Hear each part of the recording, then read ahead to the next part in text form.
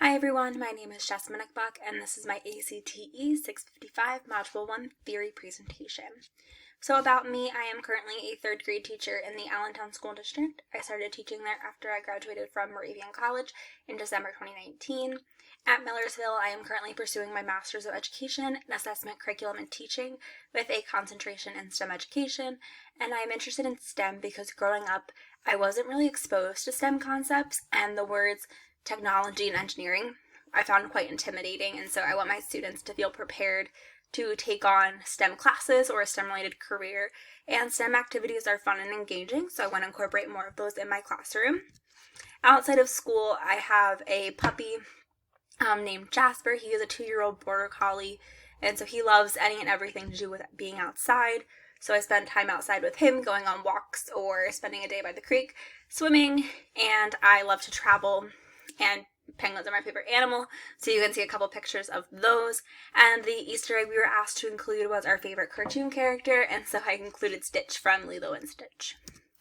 My operational definition of STEM, so STEM, which stands for Science, Technology, Engineering, and Math, relies on establishing connections through hands-on investigations, and so it's very interactive for students.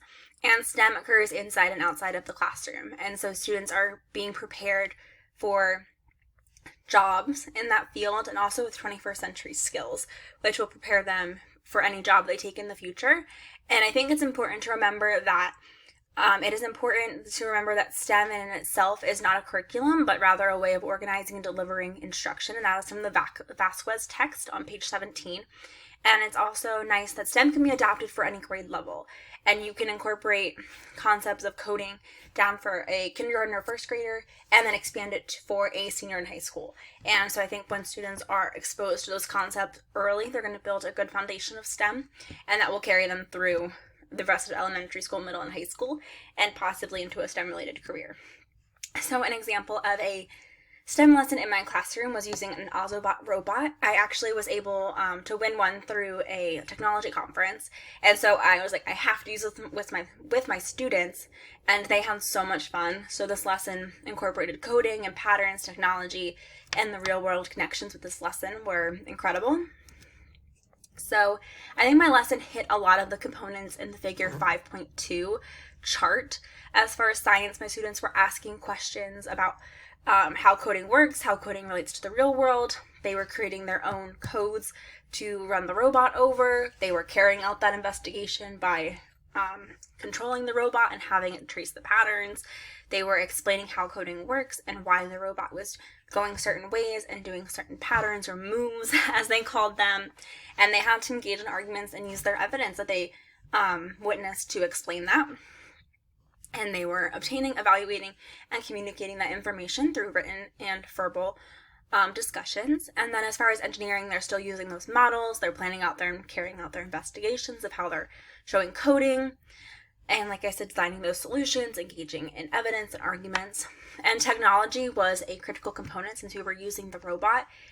So they were becoming aware of technology that society depends on. We made the connection how the Autobot relates to machines like the robot in Giant that trolls around the store, how that is related to coding, and they're using a new form of technology. This was new for them, and they're recognizing technology plays the role of advancements and how engineers, people have these jobs to create these machines and making informed decisions.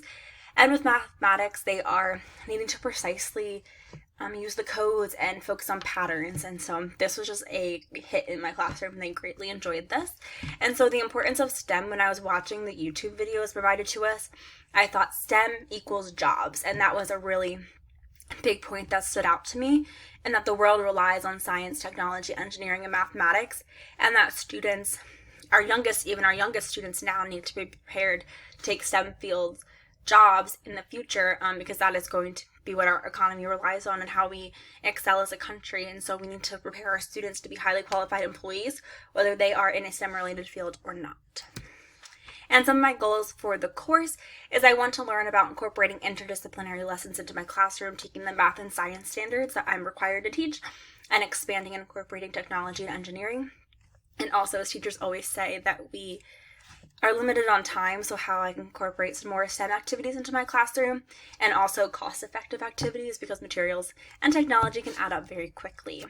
So here are my references, and I look forward to seeing everyone else's video. Have a good night.